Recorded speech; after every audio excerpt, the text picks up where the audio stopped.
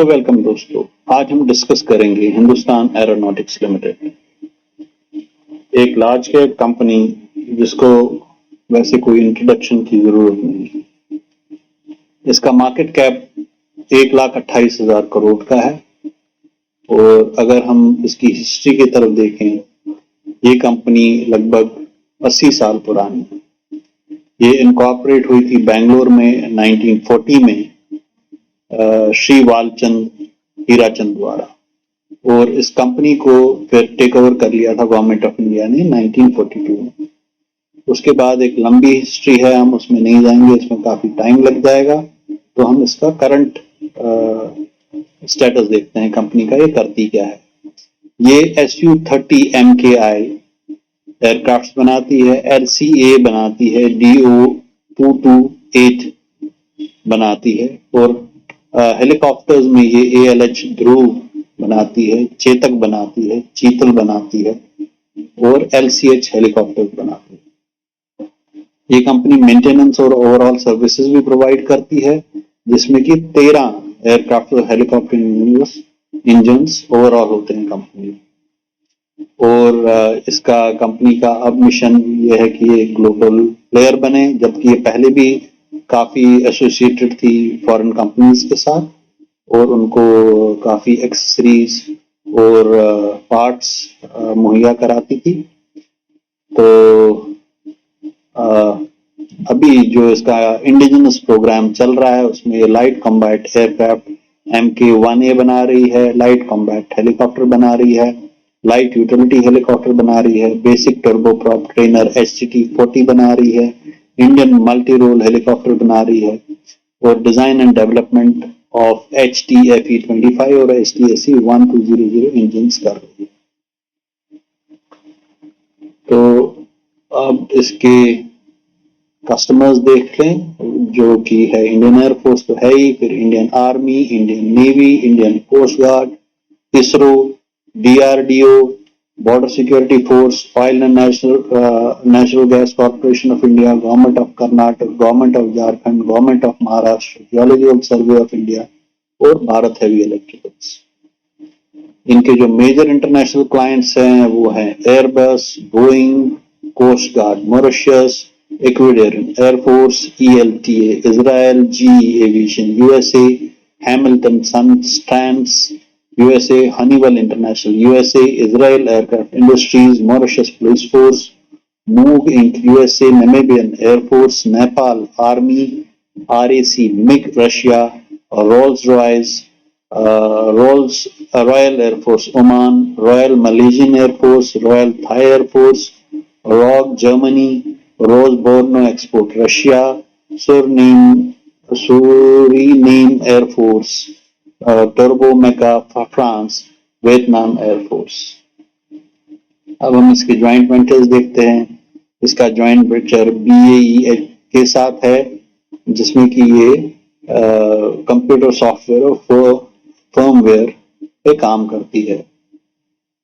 फिर इसका joint venture Russian firms के साथ है, जिसमें कि RAC MiG 31% होल्ड करती है, राइजन 10% होल्ड करती है, एवियाजेट कैश 6% होल्ड करती है।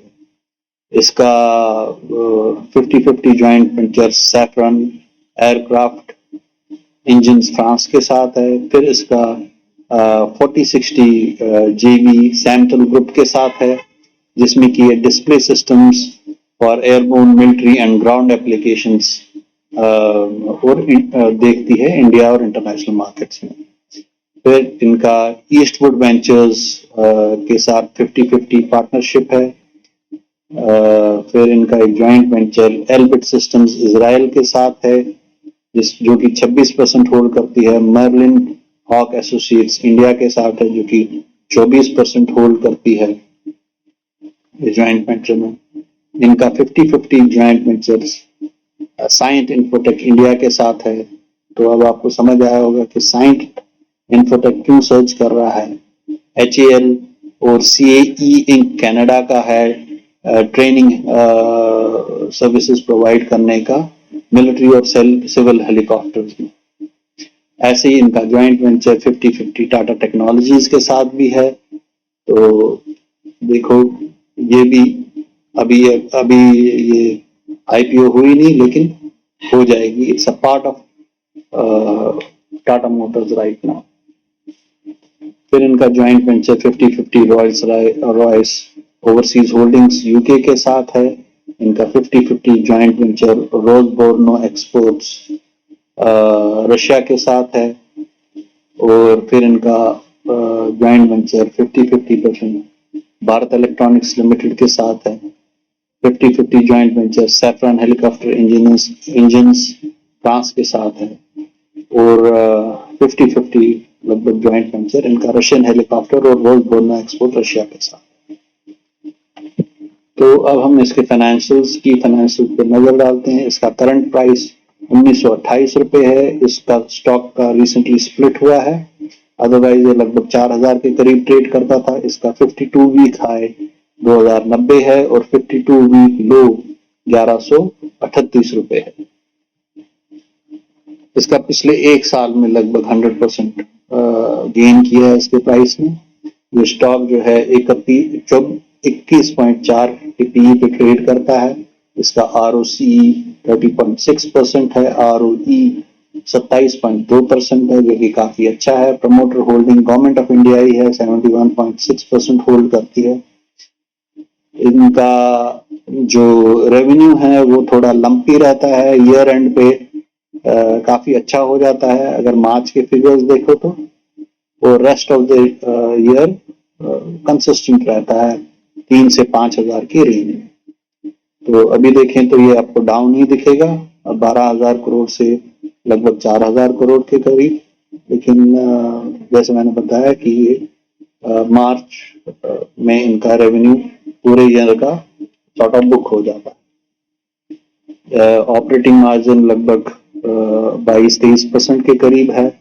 इसका अगर हम ईयरली परफॉर्मेंस देखें, मार्च 2013 में 14,000 करोड़ का सेल करती थी, आज ऑलमोस्ट डबल है, जहां जो कि 27,000 करोड़ के करीब है। तो ऐसे ही ग्रेजुअली इनका प्रॉफिट भी नेट प्रॉफिट भी बढ़ रहा है, फ्रॉम 1900 करोड़ से 2300 करोड़ से 2800 करोड़ से 3200 करोड़ से 5,000 करोड़ से लगभग 6,000 करोड़ के करीब है। अगर इसका 5 साल का कंपाउंडेड सेल ग्रोथ देखें तो 8% ही है। कंपाउंडेड प्रॉफिट ग्रोथ देखें तो 24% है।